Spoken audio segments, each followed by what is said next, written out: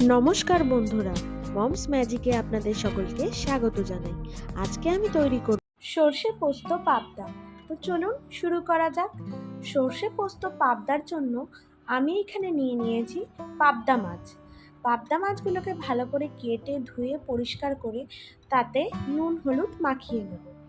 নুন হলুদ মাখিয়ে নেওয়ার পর তাতে দিয়ে দেব কিছুটা পরিমাণ সর্ষের তেল, এবং সর্ষের তেল দিয়ে ভালো করে মেখে কিছুক্ষণের জন্য রেখে দেব।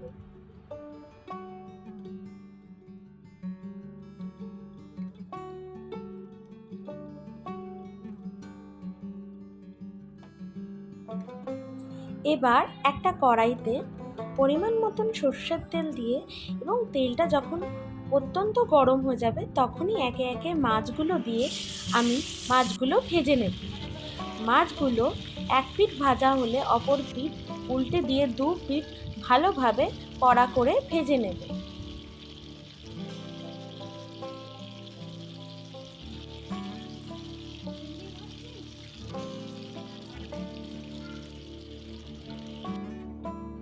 মাছ ভাজা হয়ে গেলে মাছগুলো নামিয়ে নিয়ে এবার মাছের জন্য যে মশলার পেস্টটা তৈরি করব তার জন্য প্রথমে নিয়ে নেব 2 চামচ মতন কালো সর্ষে, 2 চামচ মতন পোস্ত আর কয়েকটা কাঁচা লঙ্কা।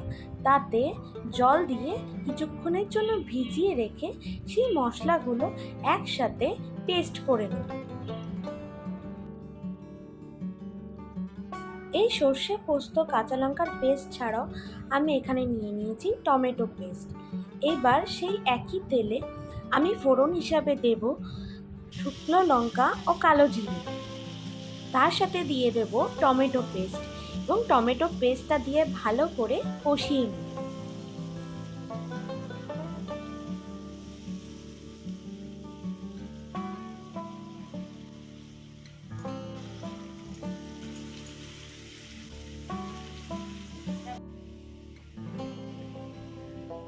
টমেটো পেস্টটা ভালো করে কষিয়ে নেওয়ার পর আমি যে মশলার পেস্টটা তৈরি করেছিলাম সর্ষে পোস্ত কাঁচা লঙ্কা, সেটা দিয়ে ভালো করে একবার নেড়ে চেড়ে নেব। একটু সামান্য পরিমাণ জল অ্যাড করব যাতে মশলাটা নিচ থেকে লেগে না যায়।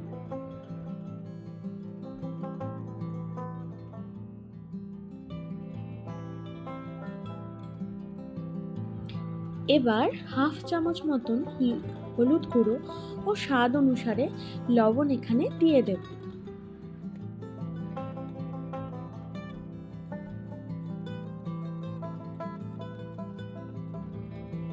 সমস্ত মশলা যখন ভালোভাবে কষে আসবে এবং তার মধ্যে থেকে তেল ছাড়তে শুরু করবে, তখনই এখানে সামান্য পরিমাণ গরম জল অ্যাড করে ঝোল বানিয়ে নেব। ঝোল ফুটে আসলে একে একে ভেজে রাখা মাছগুলো এর মধ্যে দিয়ে দেব।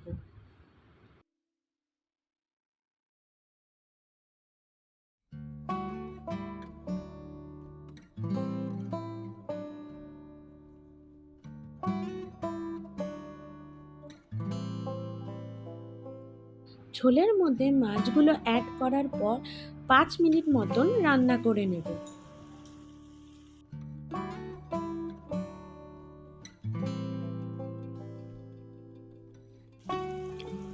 সব শেষে চেরা কাঁচা লঙ্কা দিয়ে আমি রান্নাটা শেষ করব।